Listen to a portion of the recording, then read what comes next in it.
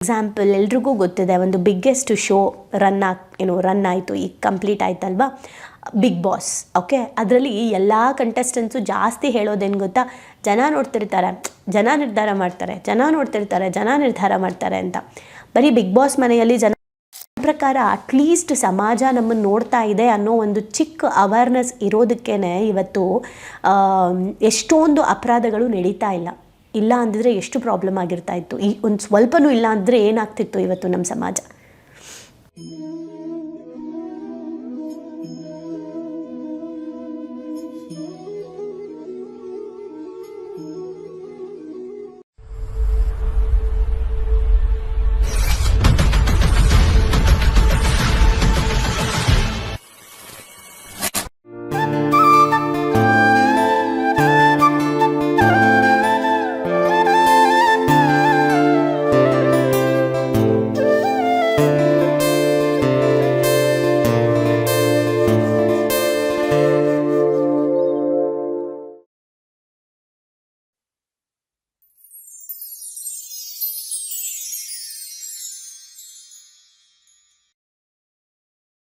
ನಮಸ್ತೆ. ಮಾರ್ಗ ಯಶಸ್ವಿ ಬದುಕಿನ ಮಾರ್ಗಸೂಚಿ ಬರೆದಿರೋದು ಗಿರೀಶ ಶ್ರೀ ಮೇವುಂಡಿ ಅವರು. ಸೊ ನೆನ್ನೆ ಓದಂಥ ಚಾಪ್ಟರ್ನ ಇವತ್ತು ಕಂಟಿನ್ಯೂ ಮಾಡ್ತಾ ಇದ್ದೀವಿ. ಏನು ಚಾಪ್ಟರ್? ಸಮಾಜವು ನಿಮ್ಮನ್ನು ಗಮನಿಸುತ್ತಿದೆ ಎಂಬಂತೆ ಬಾಳಿರಿ. ಚೆನ್ನಾಗಿತ್ತಲ್ವಾ ನೆನ್ನೆ ತಿಳ್ಕೊಂಡಿದ್ದು? ಓಕೆ, ಸೊ ಆ ರೀತಿ ಬದುಕೋದ್ರಿಂದ ಎಷ್ಟು ಪೀಸ್ ಸಿಗುತ್ತೆ ಅನ್ನೋದನ್ನು ನೋಡಿದ್ವಿ. ಇವತ್ತು ಯಾಕೆ ಆ ಥರ ಬದುಕಬೇಕು? ನಾನು ಯಾವಾಗಲೂ ಹೇಳ್ತಿರ್ತೀನಿ, ನೀವು ಏನೇ ಒಂದು ಚಿಕ್ಕ ವಸ್ತುನ ಪರ್ಚೇಸ್ ಮಾಡಬೇಕು ಅಂದ್ರೂ ಯಾಕೆ ಅನ್ನೋದನ್ನು ನೀವು ಪ್ರಶ್ನೆ ಮಾಡಿ ಅಂತ ಹೇಳ್ತಿರ್ತೀನಿ. ಇದನ್ನು ಯಾಕೆ ತೊಗೋಬೇಕು ಅಂತ ಕೇಳ್ಕೊಳ್ಳಿ. ನೀವೇ ಜಾಬ್ಗೆ ಹೋಗಬೇಕು, IAS ಆಗಬೇಕು, ಯಾಕೆ ಅನ್ನೋ ಪ್ರಶ್ನೆ ನಿಮ್ಮಲ್ಲಿ ಎಷ್ಟು ಉತ್ಪತ್ತಿ ಆಗುತ್ತೆ, ಅದಕ್ಕೆ ಎಷ್ಟು ಉತ್ತರನ ನೀವು ಕರೆಕ್ಟಾಗಿ ಕೊಡ್ತಾ ಹೋಗ್ತೀರಾ, ಅಷ್ಟು ಸ್ಪಷ್ಟತೆ ಸಿಗುತ್ತೆ ನಿಮಗೆ ಆ ಕೆಲಸ ಮಾಡೋದಕ್ಕೆ. ಓಕೆ, ಅದೇ ಥರ ಈಗ ನಾವು ಸಮಾಜ ನಮ್ಮನ್ನು ನೋಡುವಂತೆ ಬದುಕಲಿ ಅನ್ನೋ ಥರ ಬದುಕಬೇಕು ಅಂದರೆ, ನಾವು ನಿನ್ನೆ ನೋಡಿದಂಥ ಎಪಿಸೋಡ್ ಪ್ರಕಾರ ಬದುಕಬೇಕು ಅಂದರೆ ಯಾಕೆ ಬದುಕಬೇಕು ಆ ಥರ ಅಂತ ತಿಳ್ಕೊಳ್ಳೋಣ. ಓಕೆ, ಏನು ನ್ಯೂಸ್ ಅಂತ. ಸಮಾಜ ನಮ್ಮನ್ನು ಗಮನಿಸುತ್ತಿದೆ ಎಂಬಂತೆ ಬಾಳುವುದರಿಂದ ಅನೇಕ ಪ್ರಯೋಜನಗಳಿವೆ. ನಾವು ಪ್ರತಿ ಹೆಜ್ಜೆಯಲ್ಲೂ ಜಾಗರೂಕರಾಗಿರ್ತೀವಿ, ಅವೇರ್ ಆಗಿರ್ತೀವಿ. ನಾವು ಸಮಾಜ ನಮ್ಮನ್ನು ನೋಡ್ತಾ ಇದೆ ಅಂತ. ಇದು ಸಹಾಯ ಮಾಡುತ್ತೆ ನಮಗೆ ಯಾವಾಗಲೂ ಅವೇರ್ ಆಗಿರೋದಕ್ಕೆ. ಇದರಿಂದ ವೈಯಕ್ತಿಕ ತಪ್ಪುಗಳು ಮಾಡೋದು ಕಡಿಮೆ ಆಗುತ್ತೆ, ಅಪ್ರಾಮಾಣಿಕತೆ ಮಾಡೋದು ಕಡಿಮೆ ಆಗುತ್ತೆ, ನೈತಿಕತೆ ಕಡಿಮೆ ಆಗುತ್ತೆ, ವ್ಯಕ್ತಿ ಮೌಲ್ಯಯುತ ಜೀವನ ನಡೆಸೋಕ್ಕೆ ಹೆಲ್ಪ್ ಮಾಡುತ್ತೆ. ಈ ರೀತಿ ಸಮಾಜಮುಖಿಯಾಗಿರುವುದರಿಂದ ಕಳೆದುಕೊಳ್ಳುವುದಕ್ಕಿಂತ ಲಾಭನೇ ಹೆಚ್ಚಾಗಿರುತ್ತೆ, ಗಳಿಸೋದೇ ಹೆಚ್ಚಾಗಿರುತ್ತೆ. ಇದಕ್ಕೊಂದು ಎಕ್ಸಾಂಪಲ್ ಎಲ್ರಿಗೂ ಗೊತ್ತಿದೆ, ಒಂದು ಬಿಗ್ಗೆಸ್ಟ್ ಶೋ ರನ್ ಆಯಿತು, ಈಗ ಕಂಪ್ಲೀಟ್ ಆಯ್ತಲ್ವಾ, ಬಿಗ್ ಬಾಸ್. ಓಕೆ, ಅದರಲ್ಲಿ ಎಲ್ಲ ಕಂಟೆಸ್ಟೆಂಟ್ಸು ಜಾಸ್ತಿ ಹೇಳೋದೇನು ಗೊತ್ತಾ, ಜನ ನೋಡ್ತಿರ್ತಾರೆ, ಜನ ನಿರ್ಧಾರ ಮಾಡ್ತಾರೆ ಅಂತ. ಬರೀ ಬಿಗ್ ಬಾಸ್ ಮನೆಯಲ್ಲಿ ಜನ ನೋಡ್ತಿರ್ತಾರೆ ಅಂತ ಬದುಕೋದಲ್ಲ, ಪ್ರತಿದಿನ ಜನ ನಮ್ಮನ್ನು ಗಮನಿಸ್ತಿರ್ತಾರೆ ಅಂತ ಯಾರು ಬದುಕ್ತಾರೆ ಅವರು ಖಂಡಿತ ಸರಿಯಾಗಿ ಬದುಕ್ತಾರೆ. ಜನ ನೋಡ್ತಿರ್ತಾರೆ ಅಂತ ಅಂದ್ಕೊಂಡೇ ತಪ್ಪು ಮಾಡ್ತಾ ಇದ್ದಾರೆ ಎಷ್ಟೊಂದು ಜನ. ಗೊತ್ತು ಸಮಾಜ ನೋಡ್ತಾ ಇದೆ ಅಂತ, ಆದರೂ ತಪ್ಪು ಮಾಡ್ತಾ ಇದ್ದಾರೆ. ಆದರೆ ನಾವಿಲ್ಲಿ ಏನಕ್ಕೆ ಇದನ್ನು ಹೇಳ್ತಾ ಇದ್ದೀನಿ, ನೆಕ್ಸ್ಟ್ ಹೇಳ್ತೀನಿ. ನಾನು ಒಂದು ಯಾರಿಗೂ ವೆಯ್ಟ್ ಮಾಡ್ತಾ ಇದ್ದೆ, ಯಾವುದೋ ಕೆಲಸದ ಮೇಲೆ ಒಂದು ಕಡೆ ಹೋದಾಗ ವೆಯ್ಟ್ ಮಾಡ್ತಾ ಇದ್ದೆ ನಾನು, ಅಡ್ರೆಸ್ ಕೇಳಿಕೊಂಡು. ಅಲ್ಲಿ ಏನಾಯಿತು, ಇಲ್ಲೊಂದು ಕಾರ್ ನಿಂತಿತ್ತು, ಇಲ್ಲೊಂದು ಕಾರ್, ಅಂದರೆ ಪಕ್ಕ ಒಂದು ಕಾರ್ ನಿಂತಿತ್ತು, ಮಧ್ಯದಲ್ಲಿ ಒಂದು ಚಿಕ್ಕ ಗ್ಯಾಪ್ ಇತ್ತು. ನಾನೇನು ಮಾಡಿದೆ, ಅಲ್ಲಿ ಫುಟ್ಪಾತಲ್ಲಿ ನಿಂತ್ಕೊಂಡು ಕಾಲ್ ಮಾಡ್ತಾಯಿದ್ದೆ, ಎಲ್ಲಿದ್ದಾರೆ ಅಂತ ಅಡ್ರೆಸ್ ಹೇಳೋಣ ಅಂತ ಕೇಳ್ತಾ ಇದ್ದೆ. ನಮ್ಮ ಕಾರ್ನ ಆ ಕಡೆ ಪಾರ್ಕ್ ಮಾಡಿ ಒಂದು ಹುಡುಗಿ ಬೈಕಲ್ಲಿ ಬಂದರು, ಅಂದರೆ ಕಾಲೇಜ್ ಸ್ಟೂಡೆಂಟ್ಸ್ ಇಬ್ಬರು ಬೈಕಲ್ಲಿ ಬಂದರು. ಸ್ಪೀಡಾಗಿ ಬಂದುಬಿಟ್ಟು ಆ ಎರಡು ಕಾರ್ ಮಧ್ಯ ಬಂದು ನಿಲ್ಲಿಸಿದ್ರು. ನಾನು ಅಲ್ಲೇ ನಿಂತಿದ್ದೆ. ಅವ್ರು ಸ್ಪೀಡಾಗಿ ಅಲ್ಲಿ ಬಂದ ತಕ್ಷಣ ನಾನು ಫುಟ್ಪಾತ್ ಮೇಲೆ ಹತ್ತು ನಿಂತ್ಕೊಂಡ್ಬಿಟ್ಟು ಏನಕ್ಕೆ ಇವ್ರಿಗೆ ಬಂದರು ಅಂತ ನಾನು ಅವ್ರನ್ನ ನೋಡ್ತಾ ಇದ್ದೀನಿ. ಇಳಿದ್ಬಿಟ್ಟು ಅವನು ಅವಳಿಗೆ ಕಿಸ್ ಮಾಡಿ, ಅವಳು ಇವನಿಗೆ ಕಿಸ್ ಮಾಡಿ, ಹಗ್ ಮಾಡಿ.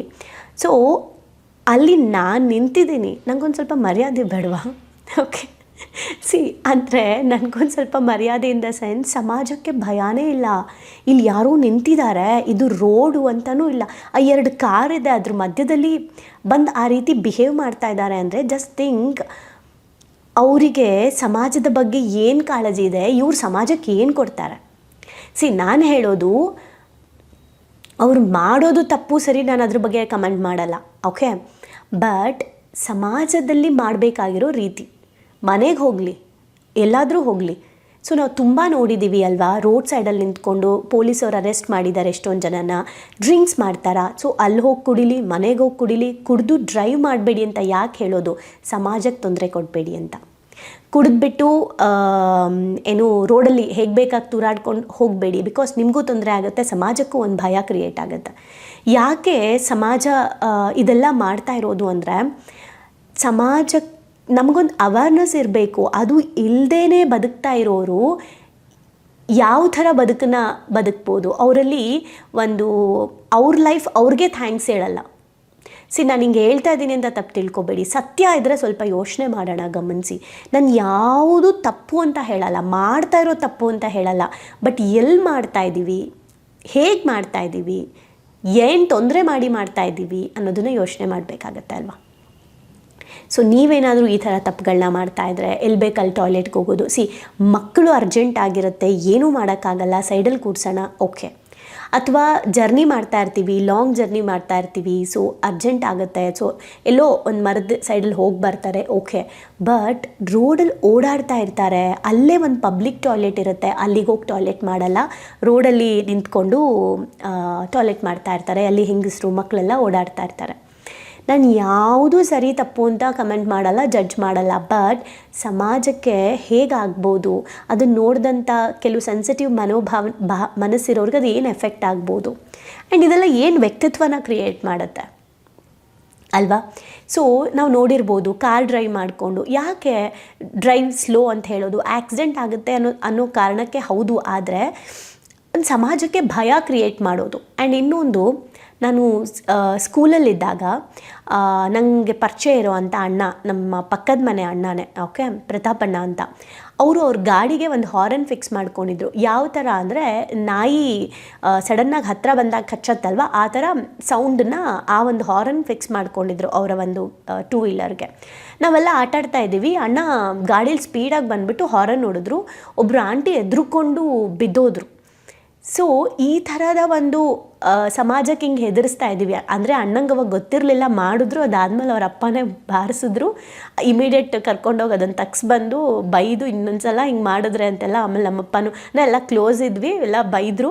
ಆಮೇಲೆ ಅಂಕಲ್ ಇಷ್ಟೆಲ್ಲ ಹೆದರ್ತಾರೆ ಅಂತ ನಂಗೆ ಗೊತ್ತಿರಲಿಲ್ಲ ಅಂದ್ಬಿಟ್ಟು ಅಣ್ಣ ಹೋಗಿ ಚೇಂಜ್ ಮಾಡ್ಕೊಂಬಂದರು. ಬಟ್ ಗೊತ್ತಿರಲಿಲ್ಲ, ಸಮಾಜದ ಬಗ್ಗೆ ಕಾಳಜಿ ಇಲ್ಲ ಅಂದರೆ ನಮಗೆ ಇದ್ರ ಬಗ್ಗೆ ಗೊತ್ತು ಮಾಡ್ಕೋಬೇಕು ಅಂತಲೂ ಅನಿಸಲ್ಲ.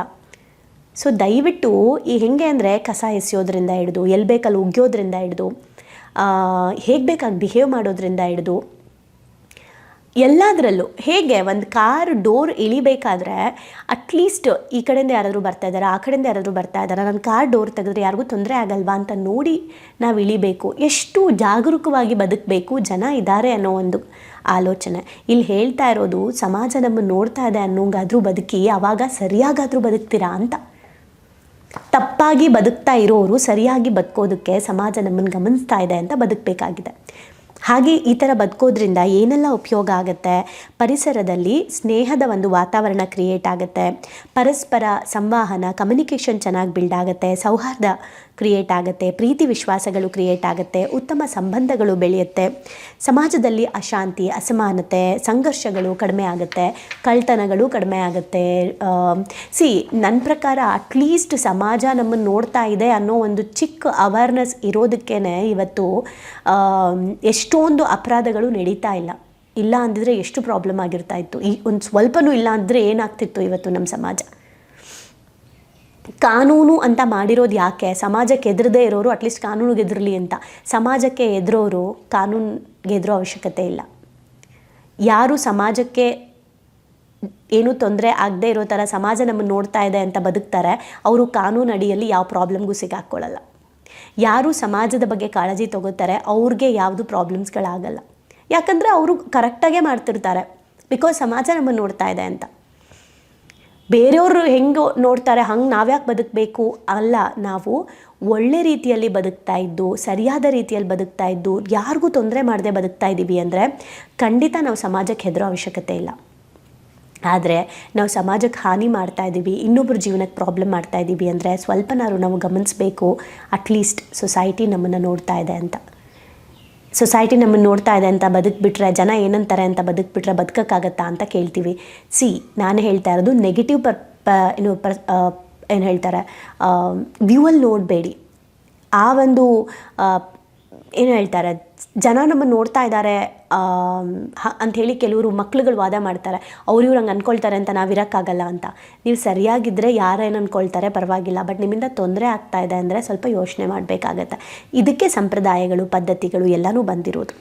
ಸೊ ಅಪರಾಧ ಚಟುವಟಿಕೆ ಕಡಿಮೆ ಆಗುತ್ತೆ, ಸುರಕ್ಷಿತ ವಾತಾವರಣ ಕ್ರಿಯೇಟ್ ಆಗುತ್ತೆ, ಸಮಾನ ಬೆಳವಣಿಗೆಗೆ ಅವಕಾಶ ದೊರೆಯುತ್ತೆ, ತಾರತಮ್ಯ ನಿವಾರಣೆ ಆಗುತ್ತೆ. ಈ ರೀತಿ ಭಾವಿಸಿ ನಡೆಯೋದ್ರಿಂದ ಮುಖ್ಯವಾಗಿ ಕೆಡುಕಿಗಿಂತ ಒಳಿತು ಜಾಸ್ತಿ ಆಗುತ್ತೆ, ಉತ್ತಮ ಸಮಾಜ ನಿರ್ಮಾಣವಾಗುತ್ತೆ. ಇಲ್ಲಿ ಮುಖ್ಯವಾದ ಸಂಗತಿ ಅಂದರೆ ಎಲ್ಲರೂ ಇದೇ ರೀತಿ ಭಾವಿಸೋದ್ರಿಂದ ಕಾರ್ಯ ಅದರಂತೆ ಅದು ನಡೆಯೋಕ್ಕೆ ಸ್ಟಾರ್ಟ್ ಆಗುತ್ತೆ. ನಾನು ಆಗಲೇ ಹೇಳ್ದಂಗೆ ಸಮಾಜ ನಮ್ಮನ್ನು ನೋಡ್ತಾ ಇದೆ ಅನ್ನೋ ಒಂದು ಚಿಕ್ಕ ಅವೇರ್ನೆಸ್ ನಮ್ಮೊಳಗಡೆ ಇದ್ದರೆ ಖಂಡಿತ ನಾವು ಸರಿಯಾದ ರೀತಿಯಲ್ಲಿ ಹೆಜ್ಜೆ ಇಡ್ತೀವಿ ಅಲ್ವಾ.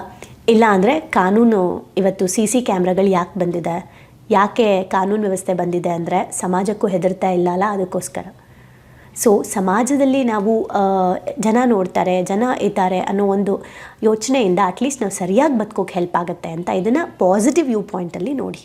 ಓಕೆ, ಸೊ ನಾವು ಸಮಾಜ ನಮ್ಮನ್ನು ನೋಡ್ತಾ ಇದೆ ಅಂತ ಅಂದ್ಕೊಂಡು ಬದುಕಿದ್ರೆ ನಿಜವಾಗ್ಲೂ ಸರಿಯಾಗಿ ಬದುಕ್ತೀವಿ. ಒಂದೊಂದು ಟೈಮ್ ಆ ಗಮನನೇ ಇಲ್ಲದೆ ನಾವು ರಾಂಗ್ ರೂಟಿಗೆ ಹೋಗಿ ಫೈನಲಿ ಅದು ನಮಗೆ ಎಫೆಕ್ಟ್ ಆಗುತ್ತೆ, ಸಮಾಜಕ್ಕೆ ಎಫೆಕ್ಟ್ ಆಗ್ತಾ ಇದೆ ಅಂದರೆ ಆ ಸಮಾಜದಲ್ಲಿ ನಾನು ಒಬ್ಬಳು.